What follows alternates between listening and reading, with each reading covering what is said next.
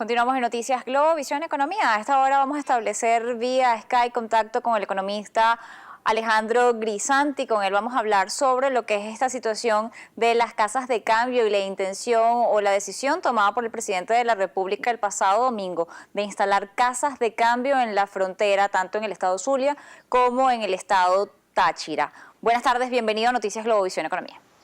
Buenas tardes, Mariana, muchas gracias por la invitación.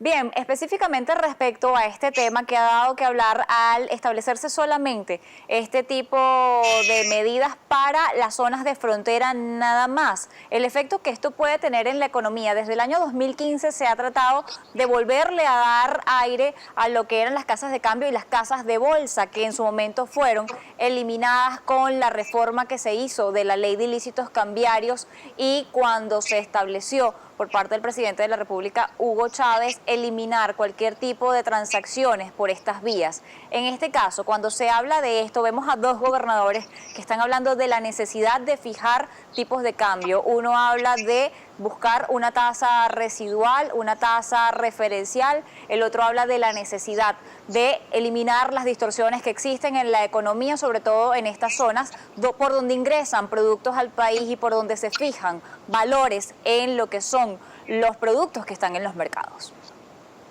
Sí, mira, Mariana, buenas tardes, como te dije antes. Este es un tema que se ha vuelto tan engorroso que incluso ya los gobernadores, ¿no? No el gobernador del Banco Central, no el presidente del Banco Central, sino dos gobernadores de dos estados fronterizos están hablando de la necesidad de que haya un cambio en la política cambiaria. O sea, es la primera vez, de verdad, en la historia de lo que yo he estudiado economía, que empiezo a ver a gobernadores preocupados por el tema cambiario e intentando dictar lineamientos sobre el tema cambiario. Esto puede ser una medida muy importante si se deja que estas casas de cambio, si se deja que estas operaciones que se vayan a hacer a la frontera, se hagan de acuerdo al libre juego de la oferta o la demanda. Eso sería una manera, a través de hacerlo en la frontera, una manera de legalizar un tipo de cambio paralelo, un tipo de cambio donde los venezolanos podamos transar divisas, así sea con el peso, puesto que el peso es de libre convertibilidad en Venezuela. Sin embargo, no es lo que yo estoy esperando. Yo estoy esperando en estas nuevas casas de bolsa que se va a intentar instaurar un tipo de cambio muy por debajo al tipo de cambio de mercado, al tipo de cambio paralelo, quizás un poco por encima del DICOM, pero un tipo de cambio que no va a reflejar oferentes y demandantes, donde vamos a tener de este lado muchos demandantes de peso, del lado colombiano muy pocos demandantes de bolívares por el precio que se está dando esa transacción, y por consiguiente será de nuevo un tema que va a ser muy poco transparente, un tema donde el precio nadie va a entender cómo se fija, y un tema donde de nuevo va a renacer o va a ser una fuente de nuevo de corrupción, en este caso para la frontera.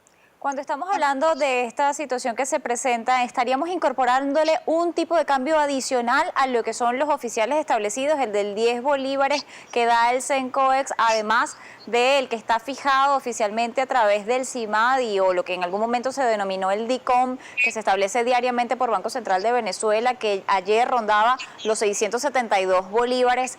Se estaría estableciendo a través de esta vía un tercer tipo de cambio. Esto no contribuye a más distorsiones en la economía, si no se hace correctamente. Efectivamente, arranquemos, Mariana, con que tenemos tres tipos de cambio, dos oficiales y uno no oficial.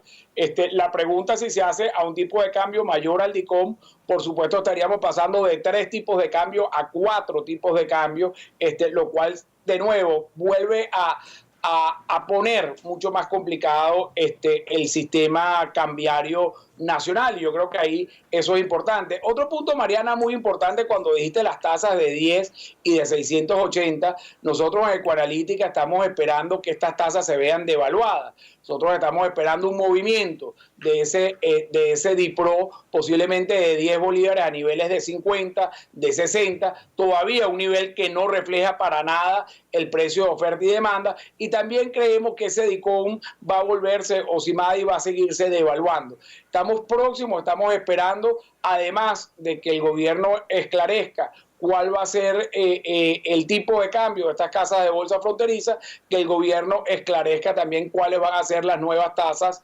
de la economía que van a regir para, no de la economía, de los sectores que logran obtener dólares oficiales, cuáles van a ser las nuevas tasas de esos sectores.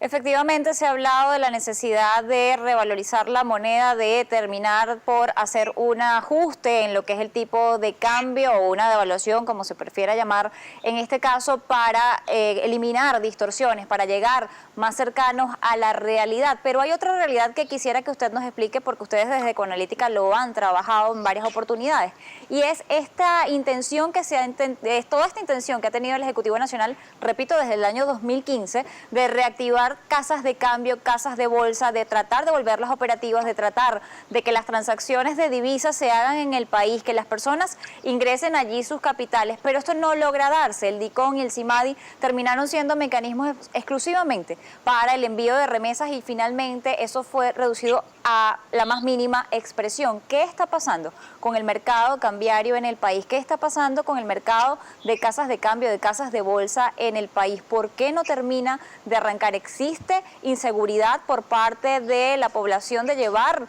allí dinero, de transar por esta vía, o es que los valores de referencia son muy distantes y no es rentable?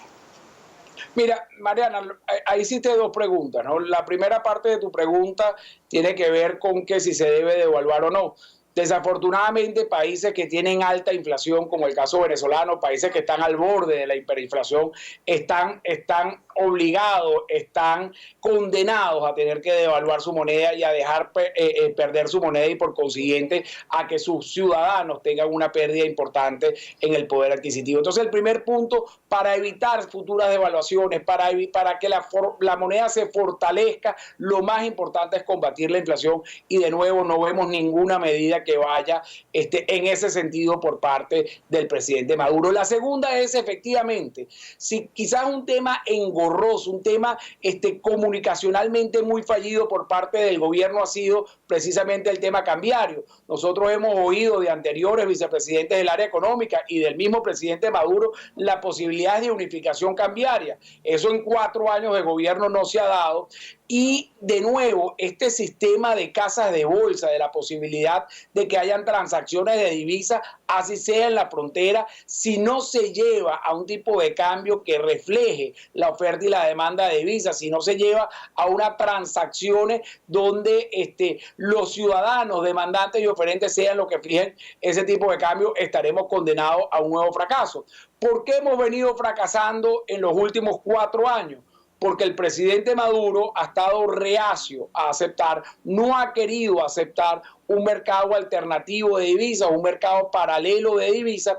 Y en este punto, Mariana, quisiera también referirme a que un mercado alternativo de divisas no es antichavista, no es neoliberal, no es proimperialista, puesto que durante casi la mayor parte del control de cambio durante los gobiernos de Chávez existía este mercado, el sector privado podía transar divisas en este mercado y el sector público ofrecía divisas en este mercado. Entonces, hasta que no lleguemos a una liberalización del precio, hasta que no dejemos que el precio se ajuste a la libre oferta y la demanda, desafortunadamente en tema cambiario, el gobierno del presidente Maduro está condenado al fracaso. Finalmente, y le pido sea muy breve, ¿qué otro tipo de medidas debería incluir una devaluación para que ésta logre corregir las distorsiones? Lo puntual.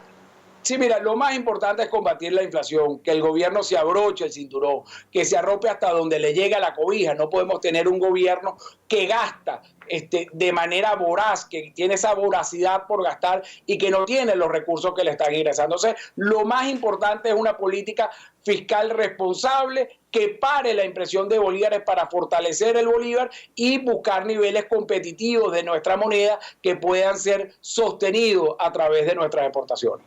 Le agradezco habernos acompañado la tarde de hoy Noticias Globo Visión Economía a explicar parte de este tema. Era Alejandro Grisanti, él es miembro del equipo de Ecoanalítica. Nosotros tenemos que hacer otra pausa, ya volvemos con más de esta emisión.